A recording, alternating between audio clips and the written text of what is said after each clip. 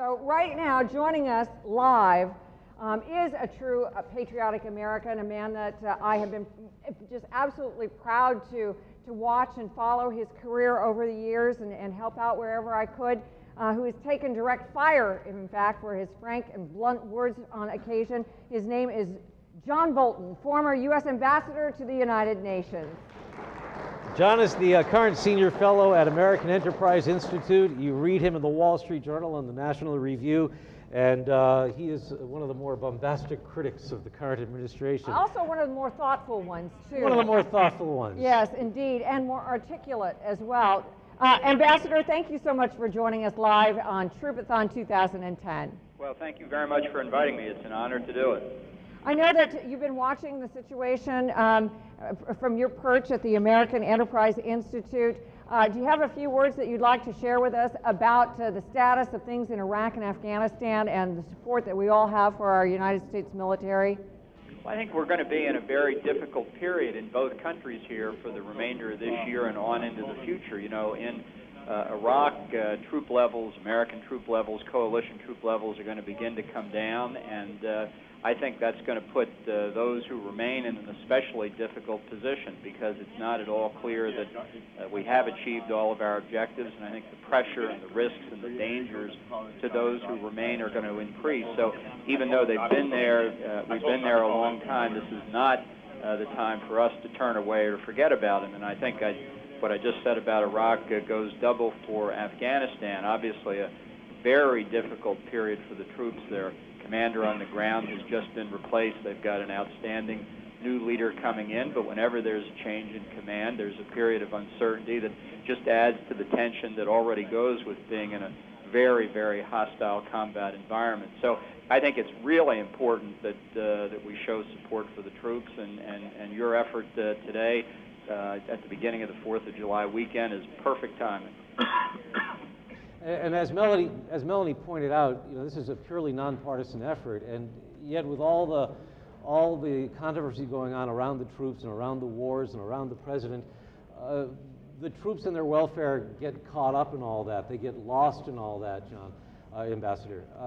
You know, we need to remind the American people that these guys and these women are fighting to protect us and what we have here. They're not fighting for a particular political philosophy, left or right or Democrat or Republican, or even the commander-in-chief, whoever that person is at any given time. They're fighting for us, and we cannot let that go unrecognized and forgotten.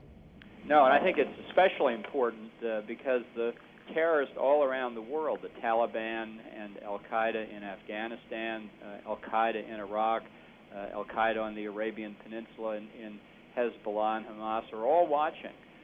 They're watching our troops. They're watching to see if there are morale flags, and you know, I think this is why showing support from the American people, not intermediated by the press or other analysts of what the American people actually feel, is so important, and it tells them that that not only have they not been forgotten by the folks back home, but that the people of America support them, support their efforts, are honored by their service in defending our freedoms back here, and that what they're doing out there is very much on our minds. Right now is the fact that the American people, while they have been very supportive of our troops, our American media has not. There is no mystery to the fact that the American media has now that we have had a change in administration, let both of these wars, Iraq and Afghanistan, drop off the front pages. A stunning display of hypocrisy on the part of the intelligentsia in this country. And I think that we all need to stand up and say something and do something about that. Don't you, Ambassador? Well, I think it's very important. I mean, obviously, we're all concerned about the state of our economy. Every single one of us has a stake in it, getting it back on its feet and getting it growing again. And it's understandable we're concerned about it, but it is a mistake across the board to let our national security slide off the radar screen. And this is the sort of preoccupation with domestic affairs that throughout our history has eventually come back to bite us. And it's especially true now with two ongoing conflicts this is not hypothetical about American security being at risk. It's at risk every day in the field, and our troops are at risk every day in the field. So it's not an abstract concept to them, and I think making sure we're watching what happens, that we're concerned about the fate of the troops and about the security of the country is something we have to do no matter what the state of our economy. Well, Ambassador, your voice is an important one. You're a man who has served your country well, as our fighting men and women are serving this country well. We all appreciate so much the part and the role that you are playing in keeping our fighting men and women in the front of mind as best as possible. And we thank you so much for helping us here on the Move America Forward, Third Troopathon. Thank you so much. Thank you very much. Thank Good you. luck to our men and women overseas.